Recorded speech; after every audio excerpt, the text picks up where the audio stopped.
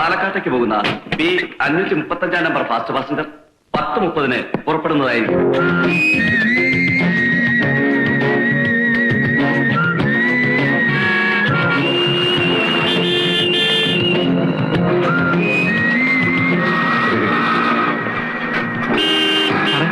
അപ്പോയ വാർത്തയെ കണ്ടോ? ഒരു പെച്ചക്ക് വാർത്തയാണെന്ന് തോന്നുന്നു. നിനക്ക് പരിചയമുണ്ടോ? ഇല്ല.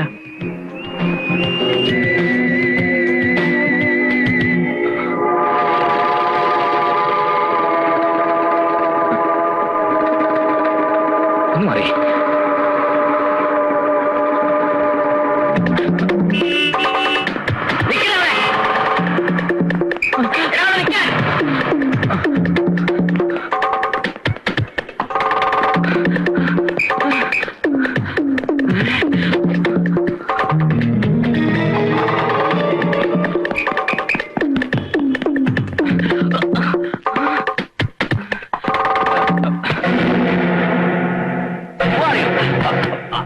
Unnikrishnan BA B.Ed. What do you want? ജോലി പ്രൈവറ്റ് ഡിറ്റക്റ്റീവ്. ഞാൻ എന്റെ ഇന്റർവ്യൂവിന് വേണ്ടി വന്നാണ് സാർ. അതിന് ഈ വേഷത്തിലാണോ വരുന്നത്? ഇങ്ങനെ വന്നൊന്ന് അമ്പരപ്പിക്കാമെന്ന് കരുതിട്ടാ sir. Mister, I am retired DIG of Tamil Nadu police, you know. Sorry sir, ഇങ്ങനെയൊക്കെ വന്നാലേ ജോലി കിട്ടുള്ളൂ എന്ന് കരുതിട്ടാ. ഇരിക്കും. Thank you sir.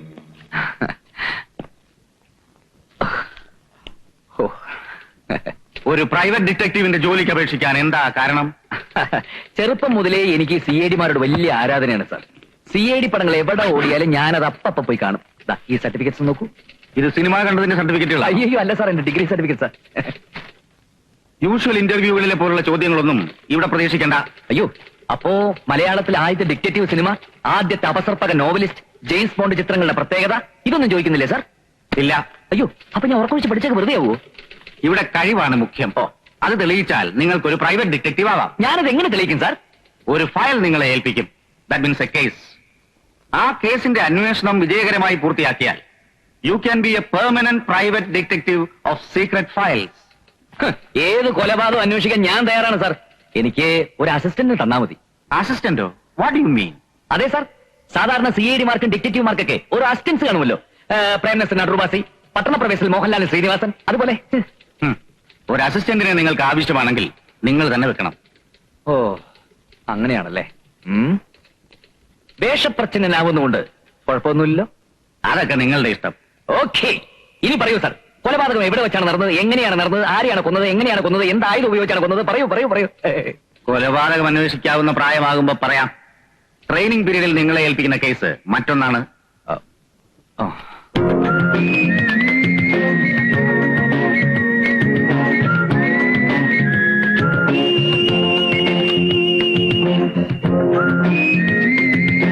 കോടീശ്വരനായ ഒരു മാന്യ വ്യക്തിയുടെ ഒരേ ഒരു മകന് ഒരു വിവാഹാലോചന വന്നിരിക്കുന്നു. പത്രത്തിലെ മാട്രിമോണിയൽ കോളത്തിൽ പരസ്യം കൊടുത്തു വന്നിട്ടുള്ള ആലോചനയാണ്.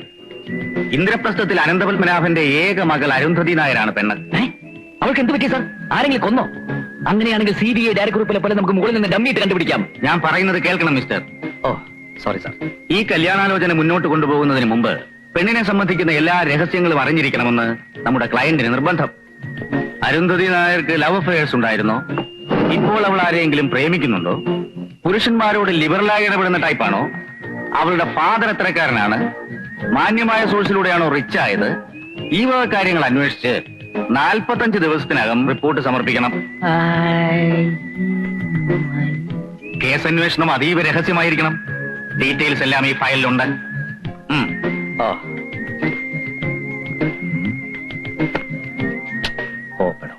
ഇത് തെല്ലാളു പണി തന്നെയാ. ഇതിന് പാഠം വിറ്റ് BA B.Ed വരെ പഠിപ്പിക്കേണ്ട ഒരു കാര്യമില്ലായിരുന്നു. പണ്ടൊക്കെ ഒരു ആലോചന വന്ന പെണ്ണിനെ കുറിച്ച് ആ ചുറ്റുവട്ടത്തുള്ള ആൾക്കാരോട് അന്വേഷിക്കുന്ന ഒരു ഏർപ്പാടേ ഉണ്ടായിരുന്നുള്ളൂ. ഇപ്പൊ അതിനും CID-യെ നിയമിച്ചു തുടങ്ങി. കാലം മാറിയൊന്നും അമ്മ അറിഞ്ഞില്ലേ? ഈ ഗ്രാമം പോലെയൊന്നും അല്ല പട്ടണം. അവിടെ തൊട്ടടുത്ത വീട്ടിൽ ആരാ താമസിക്കുന്ന അയൽവക്കാരന് പോലും അറിയാൻ പറ്റില്ല. ഈ കമ്പ്യൂട്ടർ യുഗത്തിലെ കാര്യങ്ങളൊക്കെ സത്യസന്ധമായിട്ട് അറിയാൻ ഇതൊക്കെ ഒരു വഴിയുള്ളൂ അമ്മേ. അങ്ങനെ അങ്ങോട്ട് പറഞ്ഞു മനസ്സിലാക്കി കൊടുക്ക്. നിന്റെ അമ്മയെ കെട്ടുന്ന കാലത്ത് ഇവള് പറഞ്ഞ പോലെ ഞാൻ ചുറ്റുവട്ടത്തൊക്കെ അന്വേഷിച്ചതാ. നല്ല തങ്കപ്പെട്ട സ്വഭാവമാണ് എല്ലാവരും പറഞ്ഞേ. എന്നിട്ടിപ്പോ എന്തായി? കല്യാണം കഴിഞ്ഞതിന്റെ പിറ്റേന്ന് മുതൽ ഉരുട്ടാൻ തുടങ്ങിയതാ. ആദ്യത്തെ കുട്ടി ആണാവാൻ ഉരുളിച്ച, രണ്ടാമത്തെ കുട്ടി പെണ്ണാവാൻ ഉരുളിച്ച. എന്നിട്ടിപ്പോ അതുകൊണ്ട് ദോഷമൊന്നും ഉണ്ടായില്ലല്ലോ. നിങ്ങൾ ഉരുണ്ട ഏത് കാര്യവും നടക്കും. ഇപ്പൊ തന്നെ ഇവന് ജോലി കിട്ടുമെന്ന് ഉറപ്പായില്ലേ? ഉണ്ണേട്ടൻ ജോലിക്ക് പോണെന്ന് തന്നെയാണ് അമ്മായി പറയുന്നത്. പിന്നല്ലാതെ ഇതിനു വേണ്ടി കറവയുള്ള പശുവിനെ വരെ വിറ്റതാ. വല്ല കൊലക്കേസുമായിരുന്നെങ്കിൽ നിഷ്പ്രയാസം കണ്ടുപിടിക്കാമായിരുന്നു. ഇതൊരു പെണ്ണിന്റെ ഹിസ്റ്ററി ചോർത്തി എടുക്കാന്നൊക്കെ പറഞ്ഞ പൂഴി മണൽ കൊണ്ട് ഇഷ്ടിക ഉണ്ടാക്കുന്നത് പോലെ ഭയങ്കര പാടാ. എന്ത് പറഞ്ഞാലും അവന്റെ ഒരു ഇഷ്ടികയും ചോളയും എനിക്ക് പോടാ. Thank you. ഞാൻ CID ആവാൻ പോകുന്ന വിവരം ഈ നാട്ടുകാർ മുഴുവൻ അറിഞ്ഞതാ. അതുകൊണ്ട് ഇന്ദ്രപ്രസ്ഥത്തിൽ അനന്തപത്മനാഭന്റെ ഏക മകൾ അരുന്ധതി നായരെ കുറിച്ചുള്ള രഹസ്യങ്ങൾ അറിയാൻ എന്ത് ത്യാഗം സഹിക്കേണ്ടി വന്നാലും അതിൽ നിന്നും പിന്മാറുന്ന പ്രശ്നമേ ഇല്ല. കളരി പരമ്പര ദൈവങ്ങളാണ് സത്യം. ഇങ്ങതാ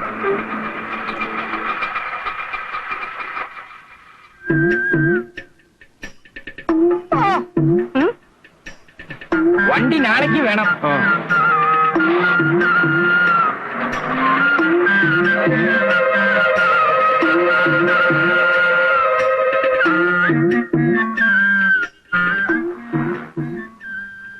നല്ല ഒന്നാന്തരം വീട്. കുറഞ്ഞത് 1 ലക്ഷം കട്ടെങ്കിലും കയറി കാണും. താങ്ക്സ്.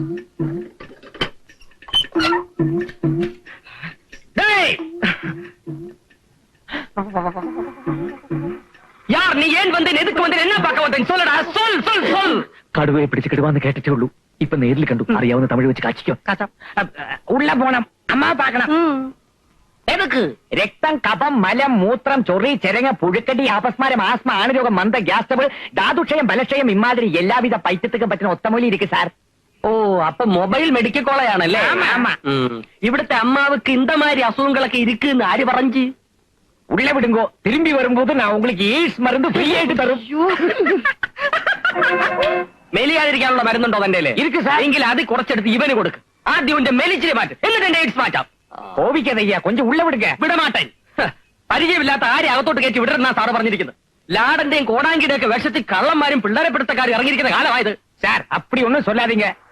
நாங்க ஒரிஜினல் ലാഡേഴ്സ്. സർട്ടിഫിക്കറ്റ് എടുക്കാ. ഒറിജിനൽ ലാടനാണെന്ന് തെളിയിക്കുന്ന സർട്ടിഫിക്കറ്റോട്ട് വാ, എന്ന അകത്തേക്ക് വിടുന്ന കാര്യം പരിഗണിക്കാം.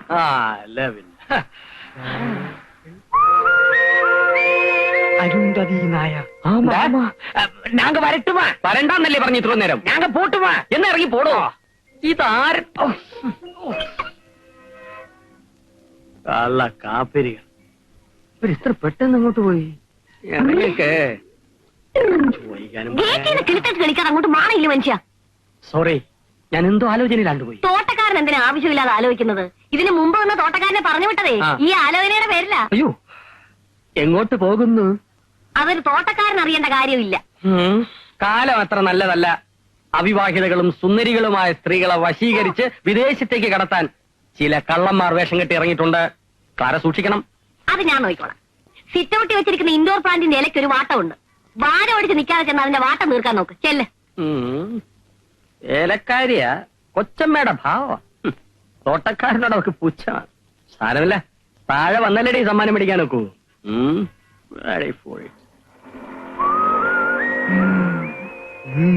വാ നമുക്ക് പിന്തുടരാം. എടാ, അവളെ കണ്ടിട്ട് ഒറ്റ നോട്ടത്തിൽ നിനക്ക് എന്ത് തോന്നുന്നു?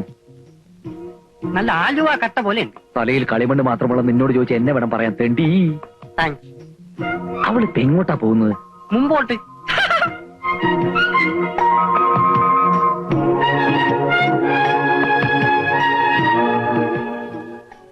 ആഹാ, നല്ല ബെസ്റ്റ് കട്ട. നിന്റെ 16 അടിയന്തരത്തിന് വച്ച് കത്തിക്കാം.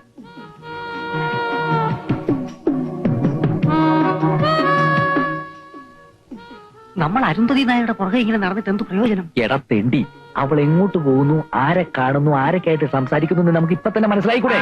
അത് ശരിയാ.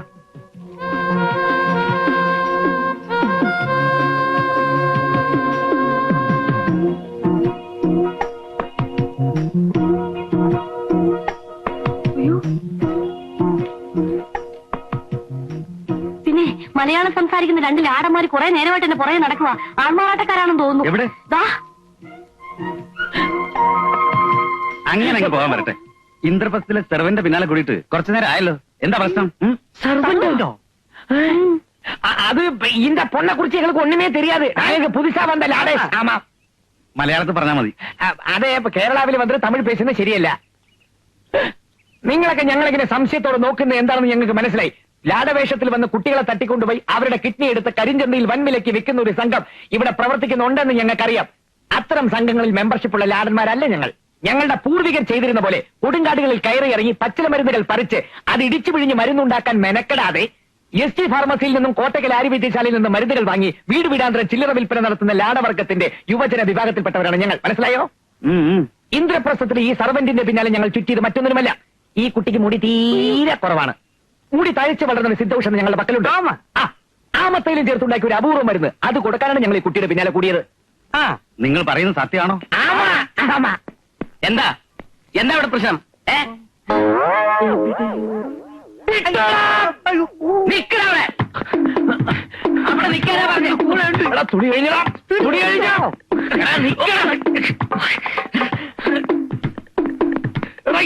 കുന്തവും കൊലത് പിടിക്കാം. മര്യാദക്കാണ് നിന്നാ നിക്കാൻ.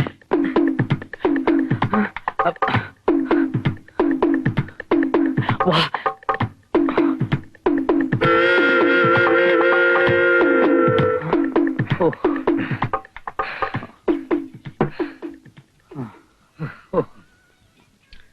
ചൂടാ 2 ചായ കൂടണേ.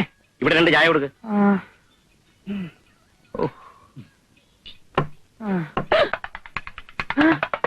അങ്ങനെയൊന്നും പ്രാശനല്ലേ?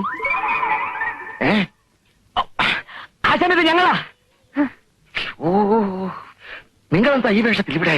ആശാനെന്താ ഇവിടെ? ഇതേ എന്റെ ഒരു പരിചയക്കാരന്റെ കടയാ. കൈക്കൊരു വ്യായാമം കിട്ടാൻ വേണ്ടി വെറുതെ ചായ അടിച്ച് സഹായിക്കുക. ചായയുടെ നല്ല വ്യായാമമാ. വെറുതെ കിടന്ന് ഉരുളാതെ ആശാനെ. ആശാന്റെ കംപ്ലീറ്റ് ബയോഡാറ്റ ഞങ്ങൾക്ക് കിട്ടിക്കഴിഞ്ഞു. കിട്ടിയല്ലേ? ആ ഉരുളി എന്ത് ചെയ്യും? അതെ, ഞാനിവിടെ പണയം വെച്ചിരിക്കുക. നാട്ടിക്കല്ലേ, ഞാനത് എടുത്തു തരാം. വേണ്ട, ഉരുളി തിരിച്ചു കിട്ടാൻ അമ്മ ഒരുപാട് നേരത്തെ നടന്നിട്ടുണ്ട്. അതെ, ദൈവം തന്നെ അങ്ങ് എത്തിച്ചോളൂ. അയ്യോ, തൽക്കാലം ആശാൻ കഴിക്കാൻ പറ്റിയ എന്തെങ്കിലും കൊണ്ടുപോവാ. കടപ്പലകാരൻ നിന്നിട്ട് കുറെ നാളായി. അതെ, പൊറോട്ടയും കോഴിക്കറിയും പോരട്ടെ. അത് കൊണ്ടുപോവാ. പ്രതികാരം ചെയ്യാണല്ലേ? കൊണ്ടുവാ. ഓ,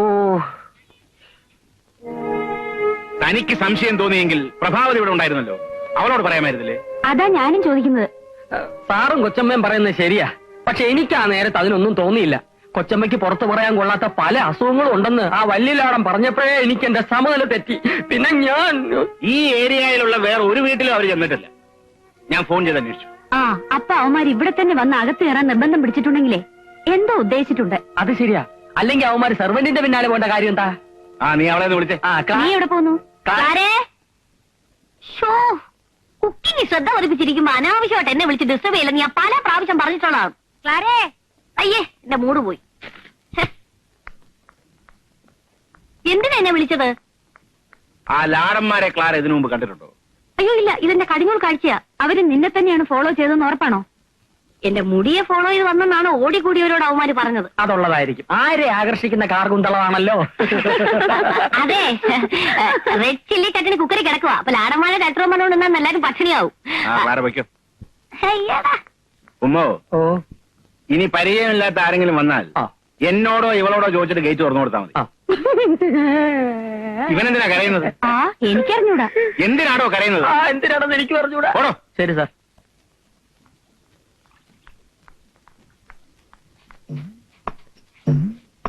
ആരെ ആകർഷിക്കുന്ന കാർഗുന്തളമാണല്ലോ.